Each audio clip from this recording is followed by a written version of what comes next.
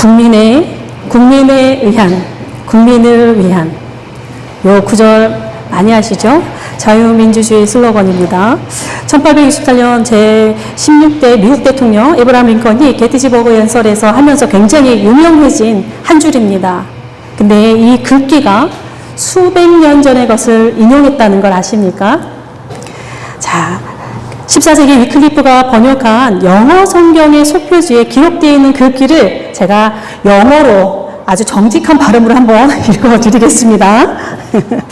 그 위클리프 영어 성경을 딱 열면 딱 이 글귀가 있다라고 해요. 근데 저는 사실 보지는 못했습니다.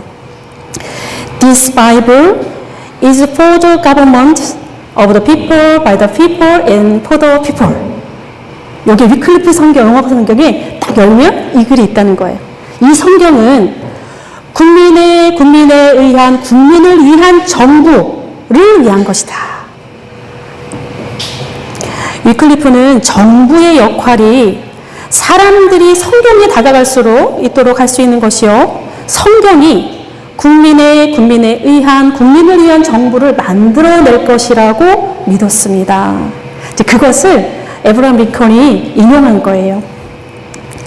위클리프 시대의 성경은, 위클리프는 몇 세기의 사람이냐면 14세기 초반의 사람입니다. 14세기 초반. 그러니까 지난주가 우리가 종교개혁 주일이었잖아요. 그러니까 종교개혁가들이 이제 그 16세기라면 이분은 14세기 200년 전을 거슬러 올라가고, 또 이제 그 게티즈버그 연설로 따지면 한 500년 전에 글귀라 보시면 되겠습니다. 위클리프 시대의 성경은 사제들의 전유물이었습니다. 그래서 성경 번역이 법률로서 엄격하게 금지되어 있던 그러한 시대입니다. 그러니까 교회가 천년의 부귀영화를 누릴 때에 성도들은 천년 동안 성경을 제대로 읽지 못했다라는 사실입니다. 이 말씀에 사로잡힌 양심이 그때에도 다시 일어나고 시대의 불법, 그 시대가 불법이라 여기는 것을 행합니다. 성경 번역입니다. 우리가 루터가 가장 먼저 성경 번역했다 지난주에 말씀드렸어요. 근데 제가 지금 그것보다 더 먼저 번역된 성경을 이야기합니다. 그러니까 루터의 성경 번역은 그 원서, 그러니까 헬라 히브리어에서 독일어로 번역한 걸 말하고요. 위클리프는 그 당시에 성경이 대부분 뭐였냐면 라틴어였어요. 그러니까 한 단계 더 이제 헬라 히브리어를 라틴어로 성경 번역을 했고, 그 라틴어를 다시, 그러니까 2차 번역을 한 거죠, 위클리프는. 네. 위클리프 성경이 그거였습니다. 그래서 위클리프가 생애의 그 가장 큰 업적이라고 한다면 요 성경 번역입니다. 그래서 종교개혁의 역사에서는 뭐라고 부르냐면 이 사람을 종교개혁의 새벽별이다라고 이야기를 합니다. 그러나 위클리프의 성경은 세상에 나온 지 33년 만에 다 불태워집니다. 다 불태워지고, 죽은 후에도 이 사람은 편치 못했습니다. 죽은 후 44년이 지난 이후에, 그러니까 성경을 번역했다라고 하는 이유만으로 다시 그의 묘가 다 파헤쳐집니다. 파헤쳐지고 부관참시되어서 다시 몸이 화형에 처해지고, 또 그것을 다 또 갈아서 강물에 뿌려집니다. 성경을 번역했다라고 하는 그 사실 하나 때문에 그렇습니다. 지금 우리가 오늘 읽었던 이 성경, 그렇게 성경을 담보로, 생명을 담보로 번역되고 전해진 성경입니다. 네, 우리가 이 성경을 볼 때마다 우리 이 종교 개혁가들을 또 한번 생각해 보았으면 좋겠습니다. 그 본문으로 들어갑니다. 오늘 5장부터 6장 16절까지 7개의 에피소드가 등장을 합니다. 오늘 6장 처음 1절부터 11절까지 읽었는데 왜 16절이냐? 17절부터 분위기가 확 바뀝니다. 마태복음에 산상 설교가 있다라고 한다면 누가복음에는 평지 설교가 등장을 하는데 바로 17절부터 등장을 합니다. 그러니까 17절부터 뒤로 후반부는 전부 다 예수님의 설교 부분입니다. 그래서 에피소드는 이제 5장부터 평지 설교가 있는 사이에는 7개의 에피소드가 나오게 되는데, 처음과 마지막에는 제자의 부르심과 12제자의 목록이 나오고, 그 사이에 중간에 5개의 에피소드가 있습니다. 나병 환자, 중풍병자, 레위의 집에서 일어난 일들, 그건 이제 5장에 지지난주에 했고요. 오늘 6장으로 넘어와서는 이 2가지의 본문이 나옵니다. 근데 이 5개가 모두 다 비슷한 패턴을 가지고 있습니다. 하나의 사건이 있고, 거기에 예수님과 사람들과의 이 논쟁이 활발하게 일어나는, 소위 말하는 논쟁 설화라고 하는 부분입니다. 그러니까 예수님의 주요 대화 상대자는 바리새인들이었고, 그런데 또 메시지의 청중, 누구를 향하느냐? 제자들입니다. 각각 다른 조건 속에서 일어나는 사건과 대화로 이렇게 단락이 구분되지만 각 에피소드마다 공통적으로 깔려져 있는 심리적인 태도는 5장의 맨 마지막 절 예수님의 말씀에서 모두 다 만나고 있습니다. 뭐라고 되어 있냐면 새 포도주는 새 부대에 넣어야 한다. 묵은 포도주를 마시고 새 것을 원하는 자가 없다. 이는 묵은 것이 좋다 함이니라. 요 구절이 나옵니다. 5장 마지막 절에. 이 5개의 에피소드가 기본적으로 이 새 포도와 묵은 포도주, 새 부대와 묵은 부대의 그런 대결 구조 속에서 지금 모든 것들이 진행되고 있다라는 사실입니다. 오늘도 요 2가지 명제를 배경으로 우리의 본문들을 읽어가시면 되겠습니다. 오늘 우리는 2가지 에피소드를 읽었는데 각 단락을 시작하는 첫 마디가 동일합니다. 1절에 안식일에 시작을 했습니다. 그 다음에 6절에서 또 다른 안식일에 이렇게 시작이 됩니다. 둘 다 중심 배경이 안식일이라고 하는 그런 배경이고 이 안식일이 상당히 중요한 배경을 이루고 있다. 그것을 미리 누가가 밝힙니다. 유대인들에게 있어서 안식일이라고 하는 것은 삶의 기본 구조입니다. 개인적이면서 민족적인 정체성의 기본을 이루기도 하고 또 이제 우리가 이것을 가지고 창세기와 출애굽기에서 이미 안식일을 중요하게 다룬 바 있습니다. 기억이 나십니까? 잠깐 기억을 소환해 보겠습니다. 안식일은 하나님의 2가지 행동에 기인합니다. 하나는 창세기, 하나는 출애굽기를 생각하시면 되겠습니다. 그러니까 창조와 구원의 결합이 안식일입니다. 창조에서는 일하시는 하나님 그리고 쉬시는 하나님 또 출애굽기에서는 구원하신 하나님으로 쉼이 없었던 애굽의 고난과 거기서 구원하신 역시 쉼을 허락하신 자유를 허락하신 그 하나님의 행동입니다. 안식일은 이 2가지가 결합된 신앙의 리듬으로서 방점은 쉼에 있습니다. 안식일은 우리가 세상을 취할 때 세상의 방식으로 세상이 원하는 것으로 취하지 말라라고 하는 쉼이고 하나님과의 관계를 위한 그 공간을 마련하는 그런 리듬이기도 합니다. 또 안식일은 우리를 바라보시는 하나님의 렌즈로 나 자신과 이웃을 돌보라 그렇게 촉구하고 있습니다. 특별히 출애굽기에서 안식일은 이렇게 표현합니다. 숨을 돌리는 날이다. 그렇게 표현하고 있는데 우리는 하나님께서 생기, 그러니까 이게 숨입니다. 숨을 불어넣어 주셔서 생명이 된지라 창세기에서 이렇게 말씀합니다. 그러니까 우리는 숨의 존재들이라고 표현할 수 있는데 피조 세계 속에서의 이 숨의 존재들이라고 하는 것은 중간중간 숨을 돌려야만 새롭게 되어야만 그 숨을 다시 새롭게 채워줘야만 되는 삶을 이어갈 수 있는 그런 존재로서 안식일의 중요성이 부각되고 있는 것이 창세기와 출애굽기입니다.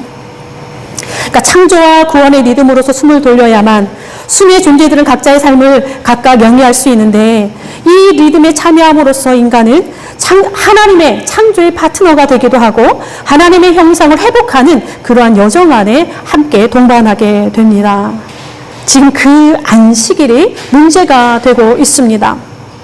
바리새인들이 문제를 제기하는데 이 바리새인들이 왜 문제를 자꾸 제기하느냐? 나름 그 당시에 신실한 공동체를 가꾸는 그런 사람들이었기 때문에 그렇습니다. 유대 사회가 그렇게 인정했고 바리새인들 역시 스스로 그들을 그렇게 믿고 있었습니다. 이들만큼 기도하는 사람들이 없었고 이들만큼 정직하게 사는 사람들이 없었고 이들만큼 율법에 순종하는 사람들이 없었고 이들만큼 구제에 힘쓰거나 메시아를 간절히 기다리는 그런 그룹도 또 없었습니다. 그러니 계속 예수님의 주변을 빙글빙글 돌면서 계속 들여다보고 문제를 제기하고 있는 것입니다. 신실하고 충성된 공동체, 유대인들이 이런 공동체에 있어서 가장 중요하게 여기는 2가지가 있습니다. 하나는 식탁의 관습과 안식일 준수입니다. 삶의 헌법이라고 볼 수 있는 모세의 율법에서도 이 2가지는 상당히 중요하게 다루고 있는데 이 모세의 율법은 종교적인 예전뿐만이 아니라 모든 생활을 포괄합니다. 농업과 상업, 사회적인 거, 그 다음에 공공의 영역, 개인적인 거, 사적인 거 모두 다 포괄하고 있는 그러한 넓은 의미에서 다 담고 있는데 거기에서도 이 안식일과 이 식탁의 관습은 매우 중요하게 여기고 있습니다. 특히 정결이라고 하는 거, 음식에 대한 규례는 상당히 엄격했고 절기와 안식일 중에서 특히 안식일은 사형까지도 처해질 수 있는 매우 중체대한 그런 사안으로 존재하고 있었습니다. 예수님께서도 이 율법을 소홀하게 여기진 않으셨습니다. 우리가 5장에서 봤을 때에도 나병 환자를 고치신 이후에 그를 집으로 바로 돌려보내지 않고 율법이 기록된 대로 제사장에게 몸을 보여서 그 율법을 순종하도록 하고 있습니다. 이 외에도 예수께서는 의식적으로 토라를 충실하게 이행하신 모습들이 드러나고 복음서 곳곳에 드러나고 있는데, 그러면서도 왜 자꾸 이렇게 바리새인들과 시시비비가 이루어지는가 이렇게 보면, 바리새인들은 율법의 모양에 집중하고 있는가 하면 예수께서는 율법의 내용에 충실하고 있고, 바리새인들은 율법의 외형적인 것으로 판단한다라고 한다면 예수께서는 율법의 내면적인 태도를 매우 중시한 것을 볼 수 있습니다. 게다가 바리새인들은 율법의 형식, 이 절차를 굉장히 중요하게 생각을 하는데 예수님께서는 율법의 정신이 목표가 되고 있습니다. 그러니까 다시 아까 서두에 말씀드렸던 새 포도주를 새 부대에 넣어야 되는 그런 상황들이 막 벌어집니다. 그런데 바리새인들에게는, 서기관들에게는, 유대인들에게는 지금 낡은 부대만이 존재하고 있습니다. 예수님과 제자들이 밀밭 사이로 지나갑니다. 다른 복음서에서는 막 밀밭을 이렇게 헤치고 지나가는 길을 여는 모습이 나오고 있는데 여기 본문에서 나오지 않습니다. 그런데 제자들이 밀밭 사이를 예수님과 같이 지나가는데 밀 이삭을 잘라서 손으로 비비어 먹은 것이 화근이 되었습니다. 먹는 문제인 것 같으나 핵심은 다른 데 있습니다. 안식일에 하지 못할 일을 왜 하느냐? 못할 일? 바리새인이 묻습니다. 예수께서 대답을 하십니다. 다윗이 한 일을 알지 못하느냐? 안식일에 한 일을 갖고 지금 주고받고 있습니다. 안식일에 할 수 없는 일을 지금 제자들이 했다, 지금 지적하고 있는 것입니다. 그러니까 유대인들의 시각에서는 지금 제자들의 모습은 안식일을 범하는 수학과 타작을 한 행위입니다. 근데 어디가 수학과 타작이에요? 자, 밀 이삭을 잘라낸 거, 이거 수학입니다. 비비는 행위죠. 타작으로 보는 거예요. 네, 어쨌든 그들의 율법상 수학과 타작을 했습니다. 그러니까 규정을 어겼습니다. 근데 여기에 예수께서 다윗이 한 예를 예로 듭니다. 동일하게 먹는 이야기지만 핵심은 뭐냐? 율법의 정신을 바로잡고 율법을 재해석한 다윗의 권위를 끄집어냅니다. 그러니까 예수께서는 당신의 권위가 다윗보다 높다라는 것을 이제 드러내시면서 당신이 안식일의 주인이다, 안식일의 권위가 당신께 있음을 선포하고 있습니다. 권위의 문제 끄집어내십니다. 두 번째 에피소드입니다. 다른 안식일입니다. 장소는 회당이요. 역시 많은 사람들이 모여 있습니다. 누가는 등장인물들을 먼저 이렇게 거론합니다. 오른손 마른 사람, 그 다음은 서기관과 바리새인들, 그 중심에 예수께서 계십니다. 회당, 영적 삶의 중심지로서 하나님을 더 깊이 사랑하며 하나님의 뜻 가운데 살도록 하는 그런 영적인 토대를 이루는 가르침이 있는 곳이 회당입니다. 서기관은 하나님의 말씀을 거기에서 그렇게 가르쳐야 되고, 거기에서 가르쳐진 말씀을 바리새인은 자신들의 삶에서 그대로 살아가기를 힘쓰는 그런 구조입니다. 그런데 그런 서기관과 바리새인들의 마음과 생각이 여기서 확 드러나는데 매우 엉큼하고 그 행동은 비열하기까지 합니다. 예수를 고발할 증거를 찾으려 하여 안식일에 병을 고치는가 엿보니, 그러니까 안식일에 일하냐 안 하냐, 그러니까 첫 번째도 지금 안식일에 일하냐 안 하느냐, 지금 두 번째도 안식일에 일을 하느냐 안 하느냐, 그걸 엿보고 있습니다. 이 엿보다라고 하는 말이 굉장히 의미가 있습니다. 헬라어로는 가까이서 지켜보다라고 하는 뜻인데 잠복하다라고 하는 말로도 번역이 됩니다. 그러니까 형사가 범인을 잡기 위해서 잠복할 때 그런 모습처럼 서기관과 바리새인들이 예수님을 그리 바라보고 있는 거예요. 지금 확 잡으려고. 한번 상상해 보십시오. 그 그림을. 굉장히 우스꽝스럽기도 하고 좀 치사하기도 하고 좀 비열하기도 합니다. 아픈 사람을 두고 지금, 그죠? 그리고 아이러니합니다. 바리새인과 서기관들의 모습이. 왜요? 하나님의 말씀을 그 누구보다 가까이 가는 이 두 그룹이 서기관과 바리새인들인데 정작 말씀이 육신이 되어 그들 가운데 오신 예수님을 알아보지 못한다라는 사실이에요. 하나님의 말씀을 문자로 많이 아는 것과 그 의미를 옳게 깨닫는 것은 다르다라고 하는 것을 보여주고 있습니다. 예수께서 그 속내를 확 드러내십니다. 이미 알고 8절에 보면 그들의 생각을 아시고 이렇게 되어 있어요. 근데 이 구절이 5장에서 또 한 번 먼저 나왔었습니다.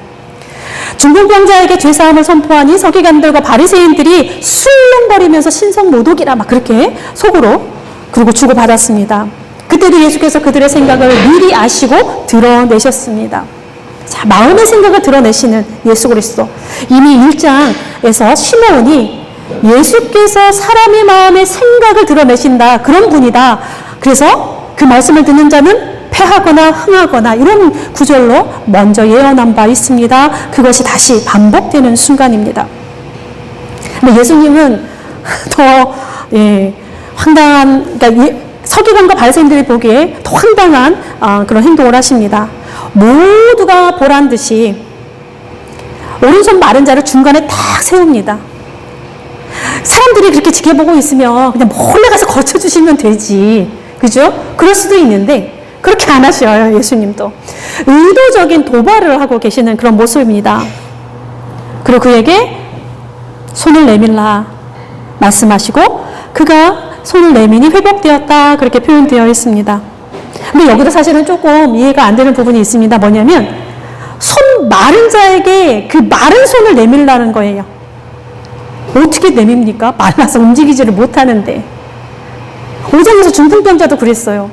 못 걸어서 누워있는데 일어나 가라 그렇게 말씀을 하십니다.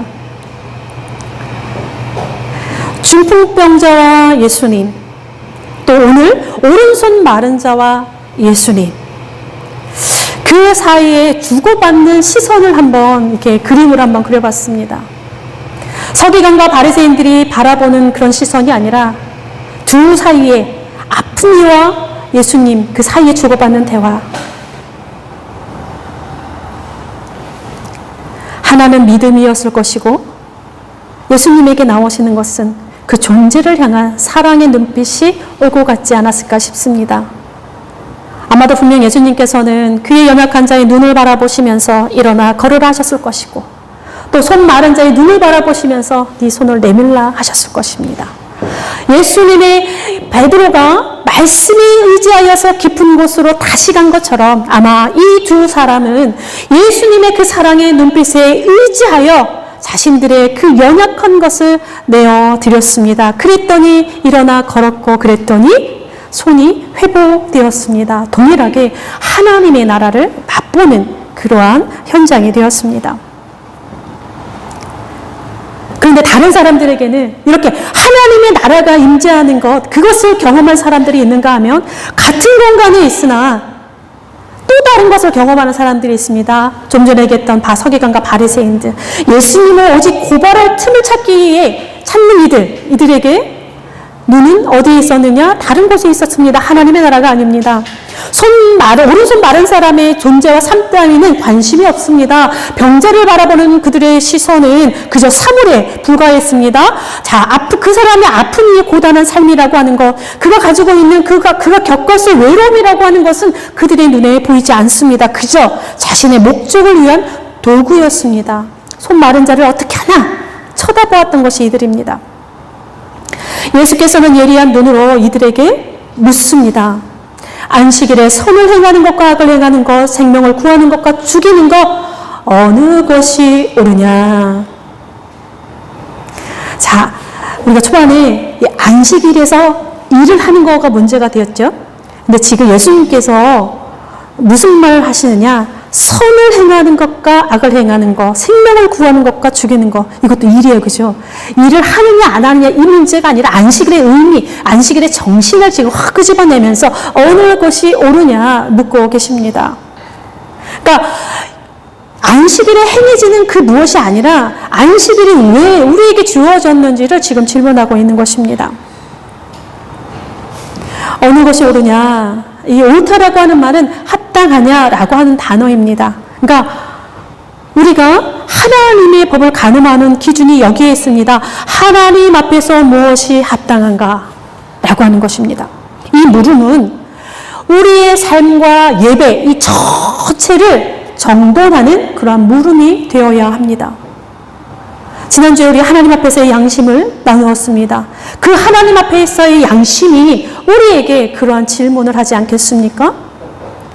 우리가 매주에 이렇게 함께 예배합니다. 그리스도의 사랑으로 작지만 무엇인가 우리가 행합니다. 하나님의 말씀을 이해하는 거, 우리가 타인을 대하는 거, 우리가 가정에서나 직장에서나 우리가 행하는 모든 것들이 이 물음 앞에서 이루어져야 된다라는 사실입니다. 새 포도주, 새 부대에 담는 것. 우리의 삶과 예배가 하나님 앞에서 무엇이 옳은가라고 하는 이 물음이 없는 삶과 예배라고 한다면 우리의 신앙과 헌신이라고 하는 것은 자칫 우리의 탐욕과 야망을 채우기 위한 수단으로 전락하고 말 것입니다. 너무 슬픈 일이지만 현대교회가 그것을 보여주고 있지 않습니까? 예수와 함께 같은 길을 가는 우리의 호흡은 하나님의 말씀에 사로잡힌 양심이 우리의 들숨이 되고 어느 것이 하나님 앞에서 합당한가라고 하는 질문이 우리의 날숨이 되기를 바랍니다. 그래서 언제나 어디서나 연약한 자의 손을 잡아줄 수 있는 그러한 신앙의 여정으로 우리 모두가 연결되었으면 좋겠습니다. 기도하겠습니다. 만물을 아름답게 지으시고 그 아름다운 속에 우리를 두신 하나님, 이 아름다움 속에서 하나님의 숨결을 충만히 경험하게 하옵소서. 또한 바라기는 수많은 곳이 폐허가 되고 있습니다. 폐허가 된 땅 위에서 황폐해진 생각들 속에서 절망 가운데 있는 영혼들 속에서 이들이 하나님의 손길을 놓치지 않기를 소망합니다. 주의 말씀이 새 포도주가 되어 흐르니 우리는 새 부대가 되어야겠습니다. 주님, 우리를 새롭게 하여 주옵소서. 하나님 앞에서 무엇이 옳은가?